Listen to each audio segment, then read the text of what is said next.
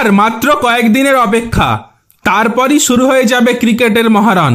19শে ফেব্রুয়ারি থেকে শুরু হবে চ্যাম্পিয়ন্স ট্রফি 2025। চোটের জন্য সেখানে খেলবেন না জসপ্রীত বুমরা, যদিও কপিল দেবের মতে সেই অভাব ঢাকতে হবে টিম গেম দিয়ে। কলকাতায় একটি অনুষ্ঠানে এসে 1983 বিশ্বকাপ জয়ী অধিনায়ক মুখ খুলেছেন। পিঠের চোটের জন্য চ্যাম্পিয়ন্স ট্রফি থেকে ছিটকে গিয়েছেন বুমরা, সেই জায়গায় দলে এসেছেন হর্ষিত রানা। কপিল দেব অবশ্য কে আছে কে নেই এসব ভাবতে নারাজ, বরং জোর দিচ্ছেন দলগত পারফরম্যান্সে। কলকাতায় একটি অনুষ্ঠানে এসে তিনি বলেন, যে দলে নেই তাকে নিয়ে কথা বলে লাভ নেই। বুমরার অভাব আমরা অবশ্যই অনুভব করব, কিন্তু আমাদের জিততে হবে দল হিসেবে।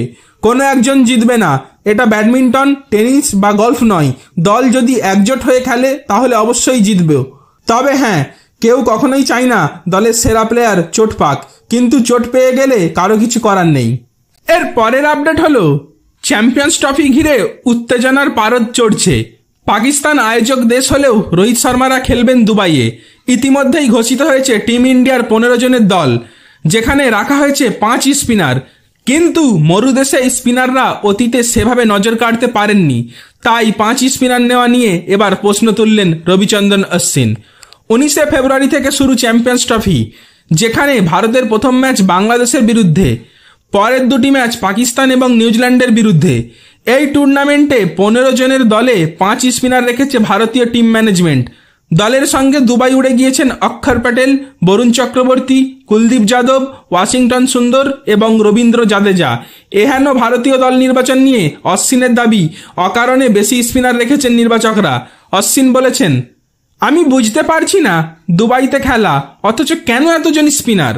5 জন স্পিনার নেওয়া হয়েছে, আর এদিকে যশস্বী জয়সওয়ালকেই বাদ দেওয়া হলো। হ্যাঁ, এটা ঠিক যে কোনো টুর্নামেন্টে দলের সঙ্গে 3-4 জন স্পিনার থাকে, কিন্তু দুবাইয়ে 5 জন স্পিনারের মানে সত্যিই বুঝতে পারছি না। আমার মনে হয় 2-1 জন কম স্পিনার নিলেও চলতো। কিন্তু কেন এমন দাবি তার, সে ব্যাখ্যাও দিয়েছেন অশ্বিন। প্রাক্তন তারকা স্পিনারের কথাই। দুবাইতে কি বল আদৌ টার্ন করবে? সম্প্রতি IL T20তেও আমরা দেখেছি দুবাইতে বল বিশেষ ঘুরছে না, ফলে দল অনায়াসেই 180 রান তাড়া করে ফেলছে। তাই সব মিলিয়ে টিম কম্বিনেশনটা আমার বিশেষ পছন্দ হয়নি। অশ্বিনের মতে কুলদীপ এবং বরুণ ভয়ঙ্কর স্পিন জুটি, কিন্তু সেক্ষেত্রে জাদেজা কিংবা অক্ষরকে বাইরে রাখাও সম্ভব নয়, কারণ সম্প্রতি ইংল্যান্ডের বিরুদ্ধে ভালো পারফর্ম করেছেন তারা। তবে ভারত 4 স্পিনার নিয়ে প্রথম একাদশ সাজালে বাদ পড়বেন এক পেসার, যা দলের জন্য বিশেষ লাভজনক হবে না বলেই মনে করছেন অশ্বিন।